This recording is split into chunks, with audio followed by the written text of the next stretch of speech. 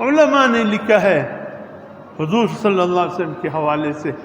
2 وقت اس امت پہ ایسے آئیں گے کہ زکوٰۃ دینے والا موجود ہوگا، لینے والا کوئی نہیں ہوگا۔ ایک شخص بازار میں نکلے گا، ایک شخص کو دیکھ کر سمجھے گا شاید یہ غریب ہے، اس کو کچھ زکوٰۃ کے پیسے دیتا ہوں، یہ اٹھ کر چپکے سے اس کو زکوٰۃ کے پیسے، حضور صلی اللہ علیہ وسلم نے فرمایا چپکے سے اس کو زکوٰۃ کے پیسے دے گا۔ اس نے کہ بابا میں خود ابھی کسی کو تلاش کر کے اپنے زکوٰۃ کا پیسہ اس سے دے آیا ہوں۔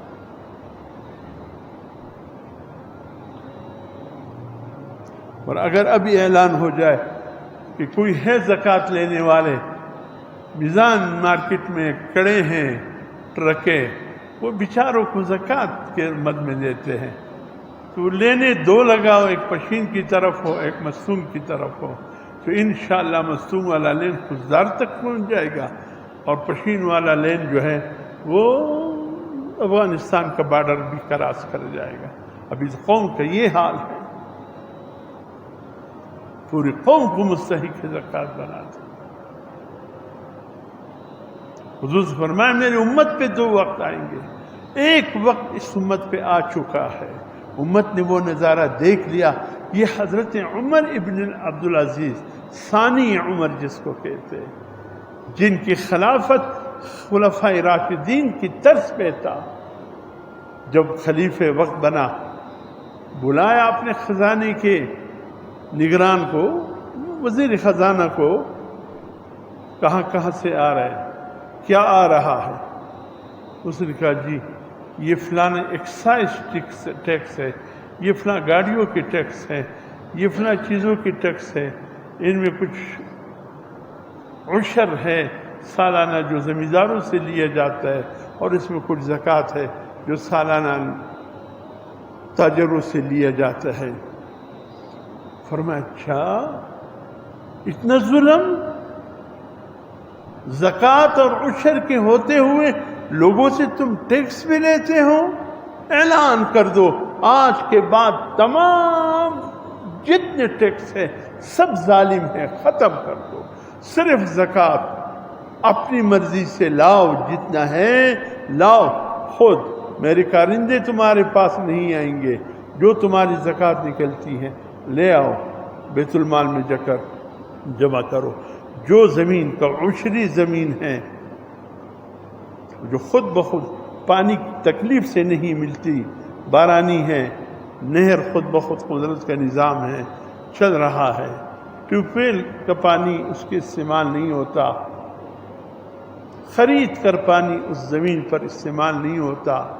تو ایسی زمین کا 10 بوری گندم میں 1 بوری عشر ہوگا، وہ بیت المال میں جمع کرو۔ اگر کسی کی زمین پانی کے مسئلے میں سختی ہے، تکلیف ہے، ٹیوب ویل کا پانی ہے، تیل کا خرچ ہے، تکلیف کے ساتھ پانی ہوتی ہے، ایسے زمین کا پھر عشر نہیں ہے، پھر 20واں ہے، 20 بوری گندم میں 20واں بوری بیت المال کو دیا جائے، ہر مال پہ عشر بھی نہیں ہے۔ وزیر خزانہ نے کہا یا امیر المومنین، نہ فوج کی تنخواہ ہوں گے، نہ پولیس کی تنخواہ، نہ جو حکومت کے کام کرنے والے کارندے ہیں، کلرک ہیں، دوسرے ہیں، تیسرے، ان کی تنخواہ کہاں سے آئے گی؟ فرمایا اگر ان کی تنخواہ نہیں بنتی ان کو کہو جاؤ جہاں جانا چاہتے ہو چلے جاؤ، ہمیں ضرورت تمہاری نہیں ہے، اللہ کی زمین ہے، اللہ کا نظام ہے، چل رہا ہوگا، صرف لوگوں سے کہہ دو زکوٰۃ لاؤ، عشر لاؤ، باقی تمام ٹیکس ختم۔ اذا ملک کوئی ترقی نہ کری، دعاگانی کو دا ملک دپارا اللہ ہی نہ قبلی، زمش دعاگانو کی فرق دی، کزمش پنیتو کی فرق دی، دا زمش دعاگانی ولی نہ قبلی دا ملک پاک کی، ورس پورس خرابی دی چې دا ملک ورته روان دی، ورځ په ورځ پریشانی دی چې دا ملک ورته روان دی. اخر قصه چې شي ده قصه دا ده چې ته د هر انسان سره ټیکس اخلې، ظلم نه اخلې، ظالمانه طریقې، دا ایکسایز ټیکس دی، دا بل ټیکس دی، دانو دا بل ټیکس دی ظالمه دا ټیکسونه د کومه خوا رالو دا خو ګرد ظلم دی ظلم خدای ته به څه جواب ورکړي یو ګاډی تیاریږي په 2 لاکه کې ستا ملک ته چې راورسېدي هغه په 13 لاکه کې دی ولې وایي دا 28 لاکه په دې ټیکس دی حرام دی څومره ایکسائز ٹیکس سے گرد حرام دے آپ کی جتنی ایکسائز ٹیکس ہے سب حرام کون سی چیز ہے جس میں اس ملک کے نہیتے عوام ٹیکسوں پر ٹیکس نہیں دیتے تو ہمارے شرفا نہیں دیتے ماشاءاللہ ان کے تو پانچوگی میں سر کڑائی میں وہ تو لینے والے ہیں دینے والے تو نہیں ہیں دینے والے تو ہم ہیں یہ غریب محنت مزدوری کر کے روزانہ کر کے جا کر وہ بھی ہر چیز پر چینی پر ٹیکس وہ دیتا ہے آٹے پر ٹیکس وہ دیتا ہے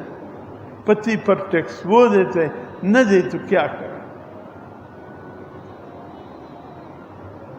تاکہ ان کی یہ سربت گامیشی دی شددی نس کی خوار نس یہ بڑے بڑے بینس جو ہم پہ حکمران ہیں تاکہ ان بیچاروں کا پیٹ میں کمی نہ آئے تاکہ غریب اس سوکھی روٹی کے ساتھ سلیمانی چائے پی کر گزارا کر سکے اس قوم کے لیے عمر ابن عبدالعزیز یا عمر فاروق کی ضرورت ہے اللہ اکبر جب اعلان ہوا لوگوں نے صرف اس سال زکوٰۃ عشر لایا باقی سب ٹیکس ختم اس سال کی رپورٹ آ گئی کہ امیر المؤمنین عمر ابن عبدالعزیز اتنا جمع ہو گیا کہ بیت المال میں اور جگہ باقی نہیں رہا کا اعلان کر دو کہ بس ہمیں مزید زکوٰۃ عشر کی ضرورت نہیں غریبوں کو ڈھونڈو اس کو دے دو دور دور تک چلے جاؤ اس کی بھی رپورٹ آ گئی جی آخری حد تک اسلامی سلطنت کے کوئی غریب نہیں ہے سب مالا مال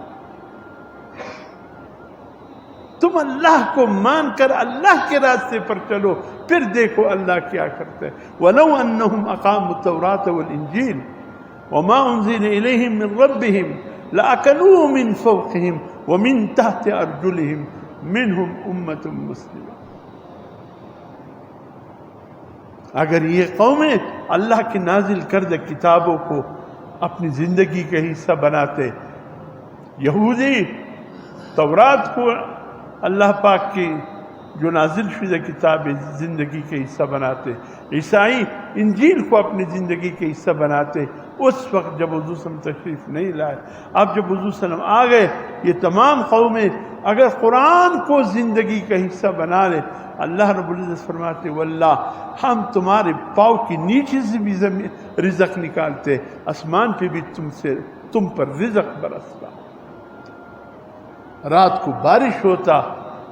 اور صبح آسمان صاف ہوتا تاکہ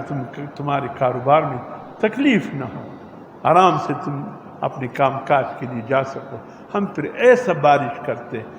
جب تم اللہ سے تمہارا نظام بگڑ جائے بارشیں ہوں گے بے وقت ہوں گے بارشیں ہوں گے طوفانی کی شکل میں ہوں گے جس کو نہ تمہیں کوئی فائدہ ہے نہ کسی اور کو کوئی فائدہ اگر تم اللہ کے بن جاؤ گے اللہ پھر ایسے ٹائم بارش کرے گا تمہیں پتہ بھی نہیں چلے گا تم آرام سے سوئیں گے صبح پتہ چلے گا او رات کو بارش ہو گئی دن صاف ستھرا ہوگا اوپر سے بھی بارش برسے گا نیچے سے بھی اللہ پاک بارش اگائے گا جب نہیں بنو گے مارے مارے پھرتے رہو گے حضرت عمر فاروق رضی اللہ تعالیٰ میرے محترم دوستو 27 ذی الحج